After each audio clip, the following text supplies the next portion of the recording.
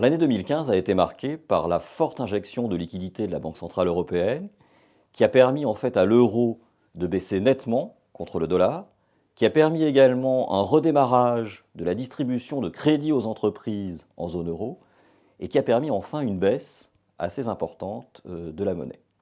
Donc ça, c'était des éléments plutôt positifs. Ça a été marqué aussi, bien sûr, par la remontée des taux de la Réserve fédérale en décembre, qui a commencé son processus pour la première fois depuis 8 ans de remontée de ces taux de prêt d'argent. C'est la fin un peu de l'argent gratuit dans le monde. Et puis, elle a été marquée aussi par le fait que, sous l'effet de la baisse des matières premières, du pétrole, un certain nombre de pays émergents se retrouvent dans une situation beaucoup plus difficile. Finalement, la grande nouveauté de 2015, c'est que les pays développés, qui étaient à la traîne de la croissance mondiale durant les années précédentes, en sont maintenant un peu la locomotive.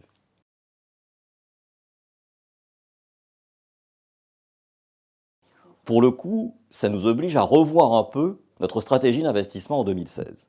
D'abord, 2016 va être évidemment une année assez agitée, puisque les marchés sont partagés entre cette Europe qui redémarre, cette Amérique qui va toujours bien, mais d'un autre côté, une Chine qui ralentit et des pays comme le Brésil ou la Russie qui sont gênés par la baisse du cours des matières premières.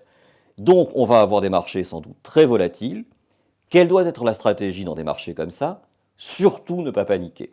Et profiter, bien au contraire, des moments où les marchés sont mal orientés, baissent, pour pour acheter des belles valeurs de fonds de portefeuille, dont on sait qu'elles sont portées par des business models solides, par des clients diversifiés. Alors autrefois, on jouait plutôt les valeurs dont la clientèle se développait en Chine, dans les émergents.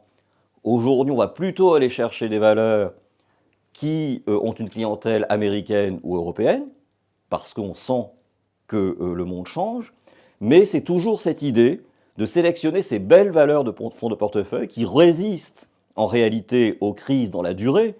On l'a vu avec des Anheuser-Busch, on l'a vu avec des Roche, des Nestlé, des Essilor, des belles valeurs comme ça, des Safran, des Airbus, j'en passe, et des meilleurs. Et toutes ces valeurs-là, justement, l'intérêt, c'est que quand les marchés sont agités, quand les investisseurs sont nerveux, elles baissent aussi, et c'est là que nous, eh bien, on va les rentrer en portefeuille pour les clients des caisses d'épargne.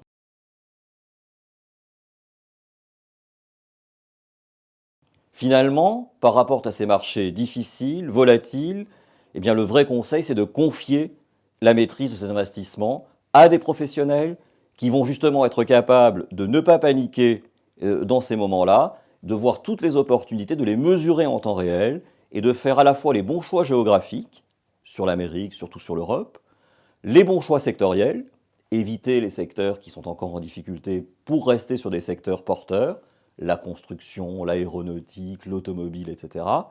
Et puis, avoir cette capacité à sélectionner les bons business models, les bonnes valeurs, et c'est ça qu'on essaie d'apporter aux clients. Retrouvez l'analyse de tous nos experts sur le site de la gestion privée des caisses d'épargne.